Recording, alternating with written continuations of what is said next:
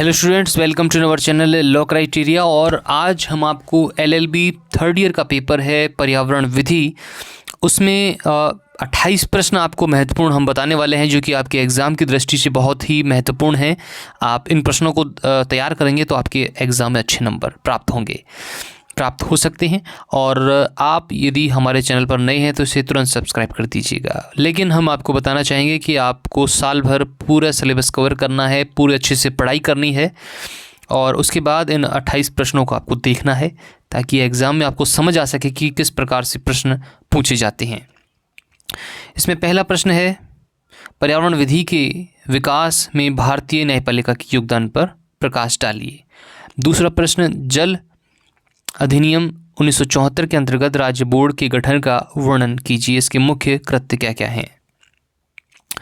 तीसरा प्रश्न है, वायु प्रदूषण निवारण एवं नियंत्रण अधिनियम 1981 के अंतर्गत केंद्र एवं राज्य बोर्ड की शक्तियों को कृत्यों का उल्लेख कीजिए। चौथा है, पारिस्थितिकी एवं पर्यावरण प्रदूषण को समझाइए। पांचवा प्रश्न है, वायु प्रदूषण के निवारण, नियंत्रण तथा उपशमन के लिए राज्य सरकार की शक्तियों का उल्लेख कीजिए।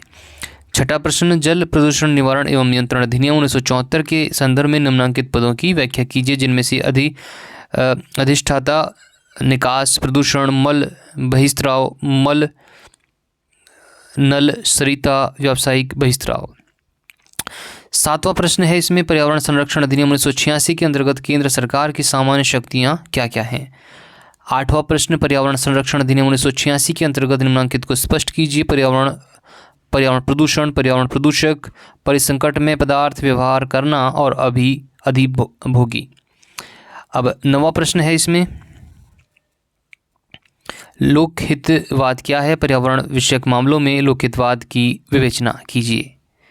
10वां प्रश्न है, राष्ट्रीय हरित अधिकरण अधिनियम 2010 के अंतर्गत राष्ट्रीय हरित अधिकरण के गठन, प्रक्रिया, अधिकारिता एवं शक्तियों का उल्लेख कीजिए।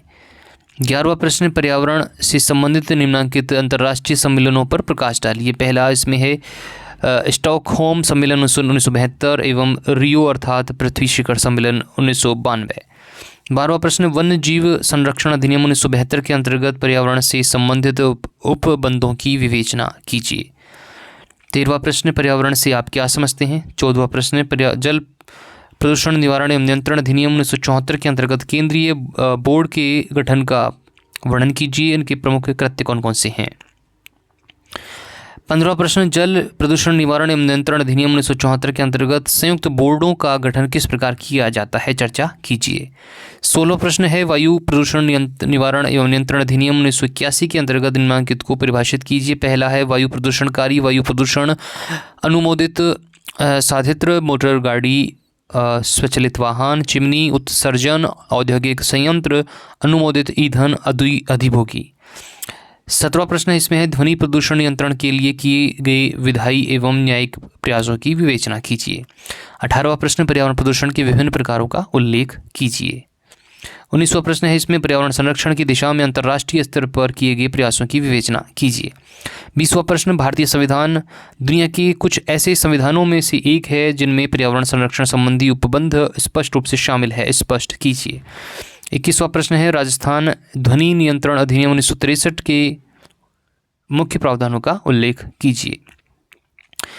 22वां प्रश्न है, वायु प्रदूषण नियंत्रण निवारण एवं नियंत्रण अधिनियम 1981 के अंतर्गत केंद्र एवं राज्य बोर्ड का गठन कैसे किया जाता है, विवेचना कीजिए। 23वां प्रश्न है, पर्यावरण संरक्षण के विभिन्न सिद्धांतों की विवेचना कीजिए।